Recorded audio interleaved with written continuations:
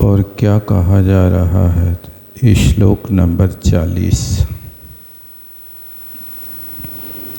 सुरविद्याधर सर्वै रेकी भूयापि यत्नता अजय्य सर्वै एकी भूय अपि यत्नता अजय्या त्रिजगत शक्ति संग्रहेण यव निर्मिता।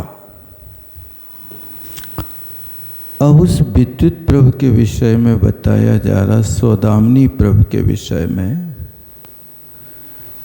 कि वो इतना शक्तिशाली है। शुर माने देव, कितने देव? सर्वैश्वर और सर्वै विद्याधर। सारे देवलोक और सारे विद्याधर लोग एक तरफ खड़े हो जाएं और दूसरी तरफ अकेला सौदामिनी प्रभु हो, तो ये सारे विद्याधर और देवता लोग उसको जीत नहीं सकते। ये सब एक ही भूय, एक ही भूय माने सब देवता और विद्याधर मिल जाएं तो भी अजय्य अजयी है, जीत नहीं सकते। यत्नता, ये पूरी शक्ति लगा दे तो भी नहीं जीत सकता। मुझे तो ऐसा लगता है जैसे त्रिजगत शक्ति संग्रहेण येव निर्मिता। तीनों लोकों में जितनी शक्ति थी उस सारी शक्ति को इकट्ठा करके सौदामिनी प्रभु को बनाया है, ऐसा लगता है। इस साहित्य की भाषा है। साहित्य में जब किसी को ऊपर उठाना होता तो इसको अतिशयोक्ति अलंकार कहते हैं। ये अतिशयोक्ति अलंकार के माध्यम से एक कथन किया जा रहा है। त्रिजगत, तो यहाँ तीनों लोगों की शक्ति का संग्रह हुआ है। जब ये सौदामिनी प्रभु ऐसा रचा है तो भवताम यदि सम्मतम, यदि आपकी सम्मति होवे तो कन्या यम तस्मै देताम, तो ये कन्या उसको दे दी जाए। और यदि उनका जोड़ा बन गया तो चिरात उत्पद्यताम योगी दंपत्यो अनुरूप्यो। ये दंपत्यो, इन दंपत्ति का जीवन अनुरूप्यो, एक दूसरे के अनुरूप मिलता जुलता है और चिरकाल तक इनका ये समागम रहेगा। इस प्रकार से यहाँ पर ताराधरायण मंत्री ने अपनी बात रखी। दंपत्ति शब्द द्विवचन में ही चलता है, ये एक वचन में इसका प्रयोग नहीं होता, क्योंकि जाया के स्थान पे दम आदेश हो जाता है।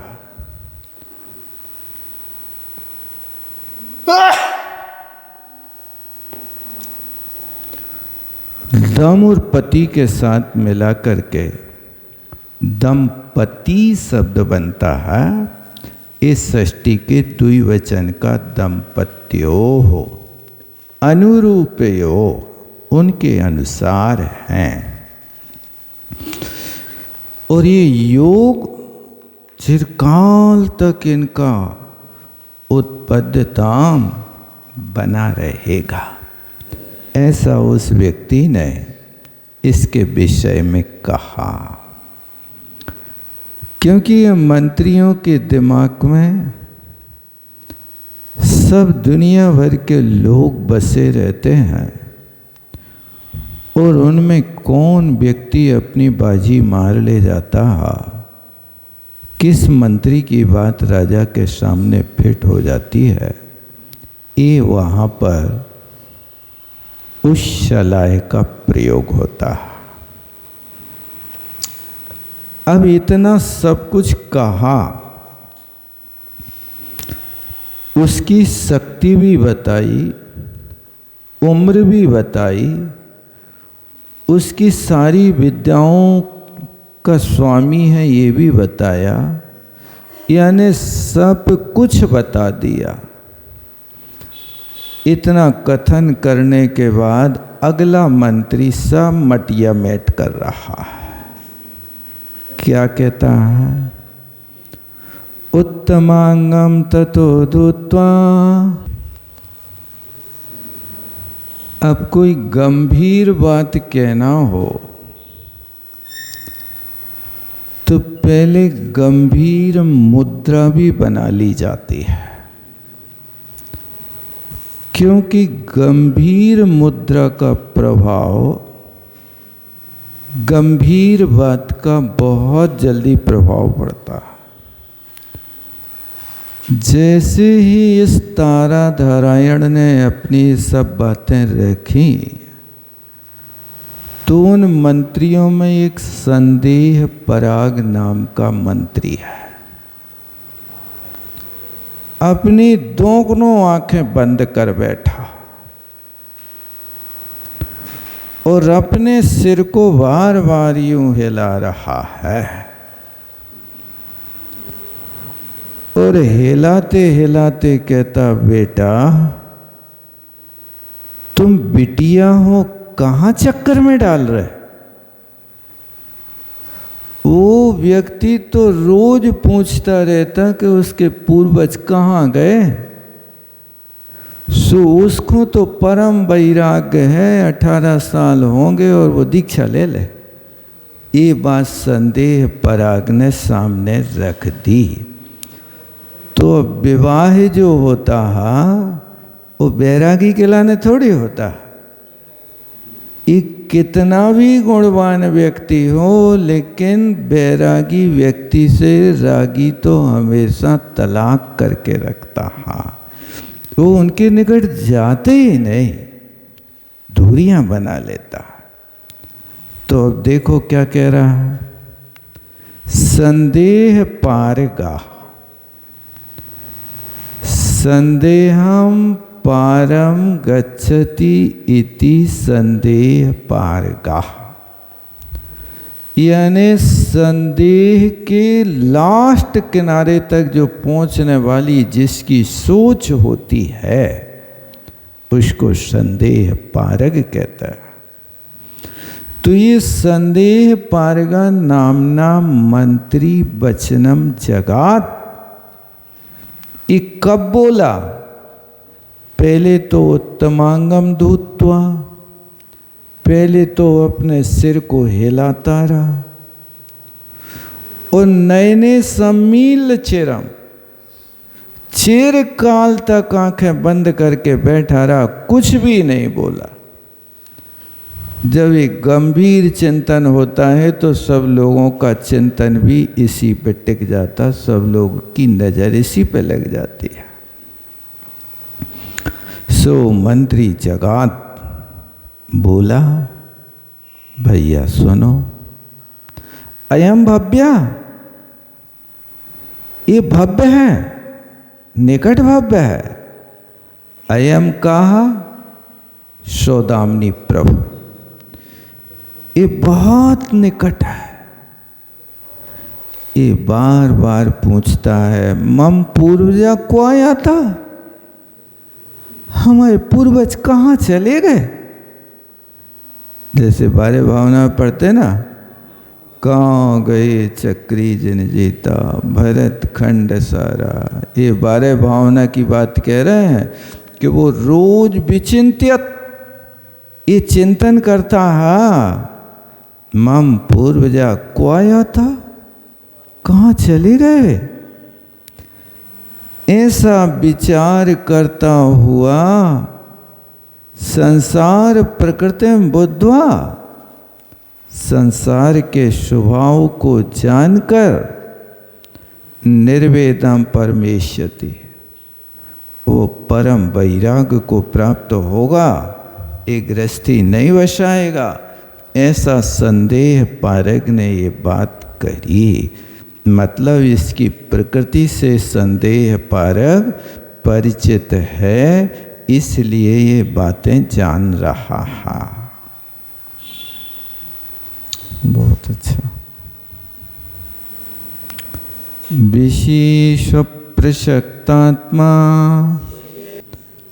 प्रशक्तात्मा में से निकालना आत्मा।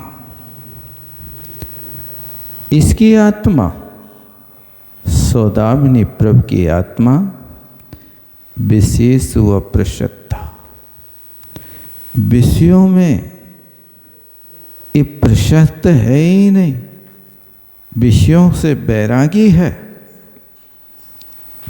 और सुनो, वर्षे 18 संख्य के और ये 18 वर्ष का होगा।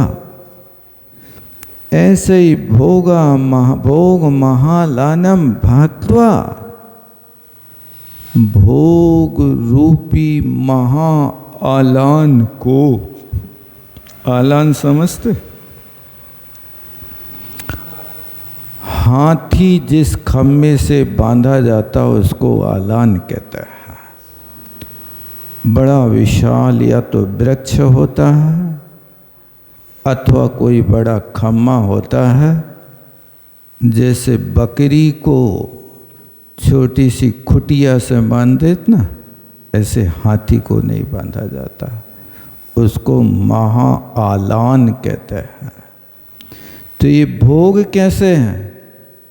महायालान, हाथी के बांधने के खम्मे की तरह बड़े मजबूत। ऐसे भोगों के आलान को भंगत्वा, क्या करके, नष्ट करके, गृहीताम परिहास्यति, एक गृहस्थ अवस्था का त्याग कर देगा। ये ओहाक त्यागे से बना है, परि उपसर्ग पूर्वक ओहाक त्यागे धातु से परिहास्यति, माने ये त्याग करेगा। किसका? गृहीताम, गृहस्थ अवस्था का त्याग कर देगा 18 वर्ष की उम्र होते ही। मतलब ये 18 वर्ष का नहीं हुआ है, शादी हो रही है, हैं?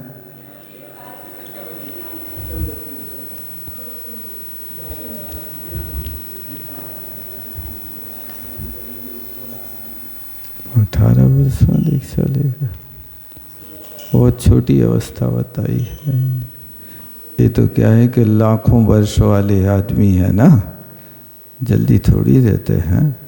मुंसोनाथ भगवान के वंशज हैं तो लाखों वर्ष की आयु है उस समय की। तो लाखों वर्ष वालों के लिए तो हजारों वर्ष बाल अवस्था में व्यतीत होता है। 18 वर्ष बता रहे। अरे अब जिनके लाखों वर्ष, अब जैसे भगवान आदिनाथ 84 लाख वर्ष पूर्व के थे, तो 20 लाख वर्ष की उनकी कुमार अवस्था थी। कुमार अवस्था मतलब जब तक जिसको नागरिक बनने की, वोट डालने की योग्यता होती तो वो 18 वर्ष में होती है। तो उनके लिए 20 लाख वर्ष पूर्व तक ऐसा रखा, और 63 लाख वर्ष पूर्व तक फिर राज किया। यानी 20 लाख वर्ष तक राज्य नहीं मिला उनके लिए। हाँ होता है तो उस प्रकार का।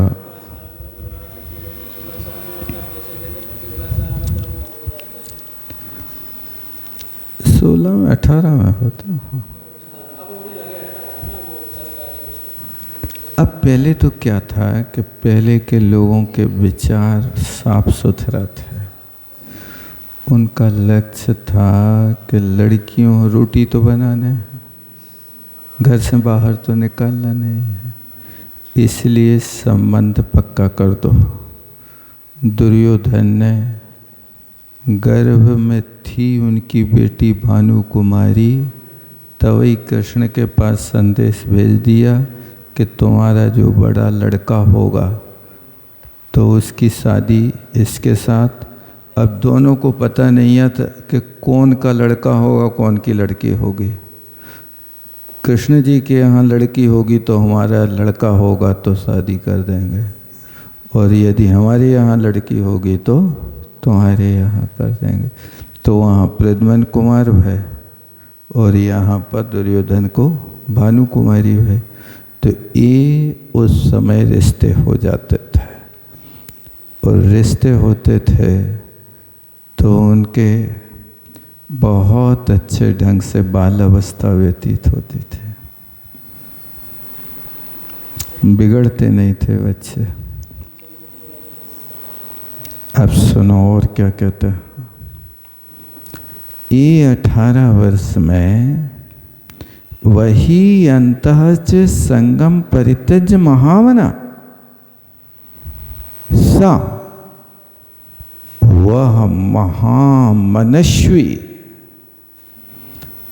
बाह्य और अंतरंग परिग्रह का परित्यज त्याग करके केवल ज्ञानम उत्पाद, केवल ज्ञान को प्राप्त करके किल निर्वाणम इष्यति, निश्चय से मोक्ष को प्राप्त चला जाएगा, प्राप्त कर लेगा। ऐसी ये बात ने सारा भविष्य बता दिया। इस संदेह पारगा ने तो सौदामिनी प्रभु की सारी की सारी हिस्ट्री खोल के रख दी। व्युक्तानेन वालेयम,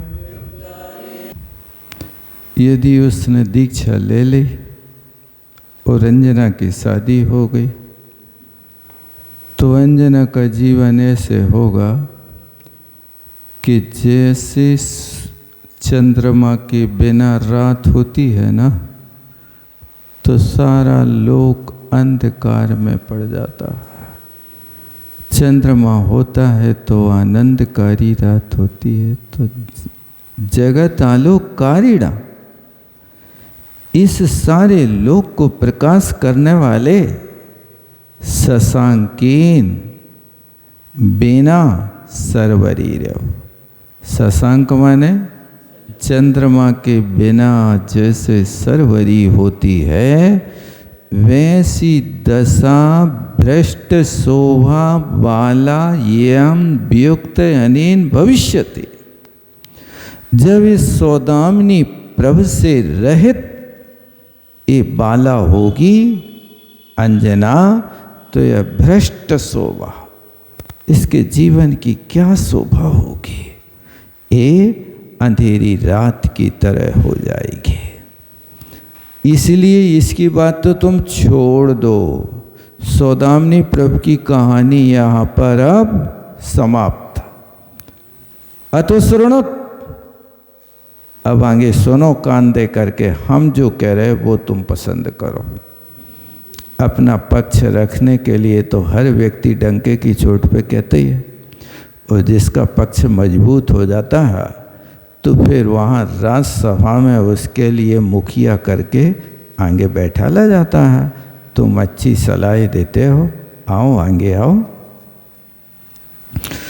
तो अभी क्या सलाह देता, अतो सुनो, सुनो तुम लोग, कहते आदित्यपुर संगकम नगरम अस्ति, इसी विजयार्ध पर्वत की श्रेणी पर आदित्यपुर नाम का नगर है। जो नगर कैसा है, पुरंदरपुरा कारण। ये नगर कैसा लग रहा पता है, ये इंद्र की नगरी की तरह ये नगर है। पहले ही अपने बात नगर से शुरू कर दी। माने ये जो नगर है ना आदित्यपुर, ये आदित्यपुर स्वर्ग की तरह है। पुरंदर माने इंद्र होता है, और पुरंदर का जो पुर नगर है वो क्या है? स्वर्ग है। रत्नई आदित्य भासुरम, रत्नों के द्वारा सूर्य की तरह दे दीप्यमान ऐसा नगर है। नभश्चरा शशांका अत्र, ये नभश्चर माने विद्याधर, शशांका चंद्रमा की तरह, भोगवान प्रहलादो नाम अत्र, इस नगर में प्रहलाद नाम का राजा है। तस्य केतुमती पत्नी, पढ़ लिया ना जो पढ़ा नहीं, उसकी केतुमती नाम की स्त्री है। केतु मानसवासिना, केतु मानसवासिना जानते हैं? कामदेव की तरह। केतु कामदेव को कहते हैं ना। केतु मानस वासिना माने कामदेव का वास जैसा है, ऐसी राजा प्रहलाद की पत्नी केतुमती है। नभश्चर शशांकोत्र, तयो कयो प्रहलाद और केतुमती, इन दोनों के विक्रम संभारा, पूरे लोक के विक्रम को संभालने वाला रूपशील गुणों का सागर, ऐसा पवनंजय नाम का तनया अस्ति, जो पवनंजय नाम का बेटा है।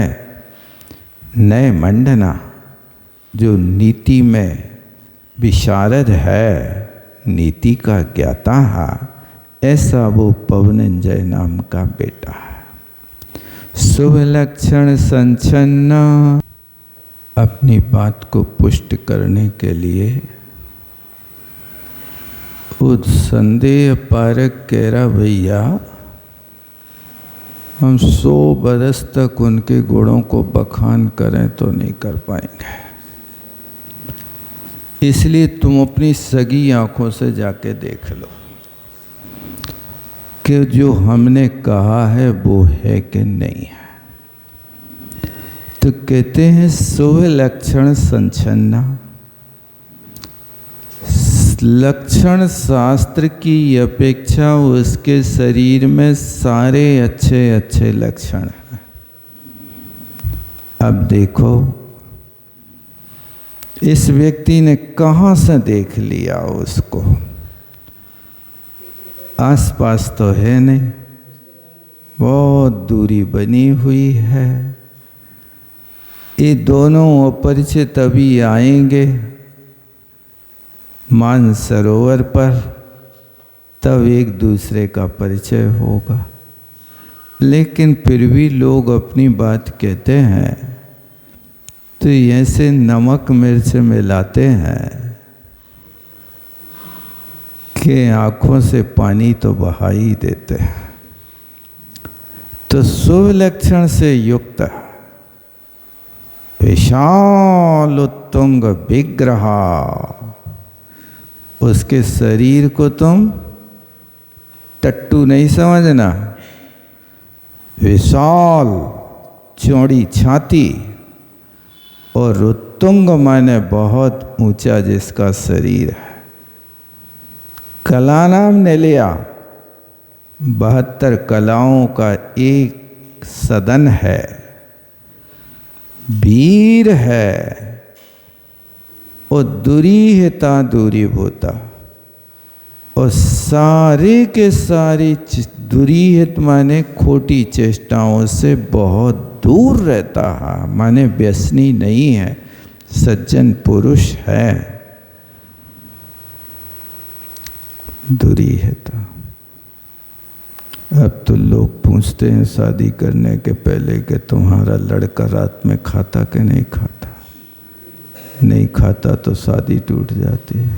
देखो क्या ज़माना आ गया जैनी भाइयों के बीच में। अभी कल ही कह रहा था कोई के आए तो हैं वे देखवे, लेकिन उनने ये चीज़ देखी और पूछा कि तुम्हारे घर में रात्रि भोजन कर चलता कि नहीं चलता, तो बोले हमारे घर में तो कभी होते ही नहीं, लेकिन भैया शादी करने से कह दे उसको खाना तो खाती रहेगी, हमारे यहाँ तो होता नहीं, लोग खाते नहीं। ये समस्या है, बताओ। ये दुरीहता। उस समय भी वे इन व्यसनों से, खोटी आदतों से बहुत दूर थे।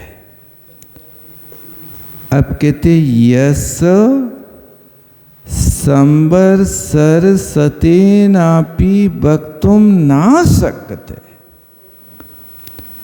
जिसके गुणों को 100 बरस तक कहने में भी समर्थ नहीं।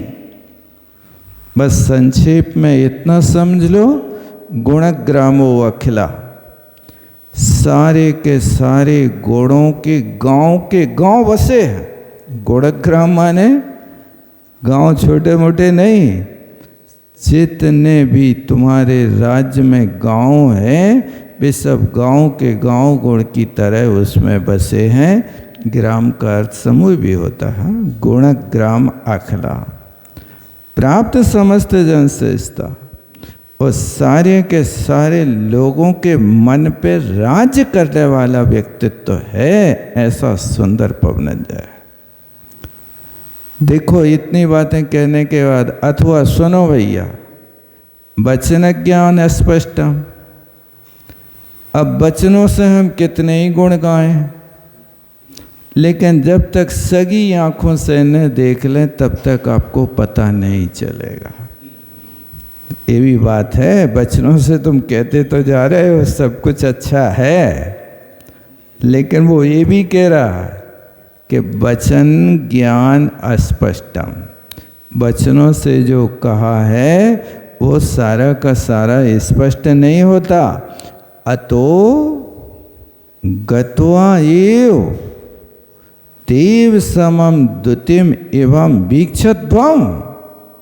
इसलिए हम कह रहे हैं तुम स्वयं जा करके देव के समान कांति वाले इमम, इमम माने पवनंजयम, इस पवनंजय को वीक्षध्वम तुम स्वयं देख लो, ऐसा संदेह पराग ने कहा। बस।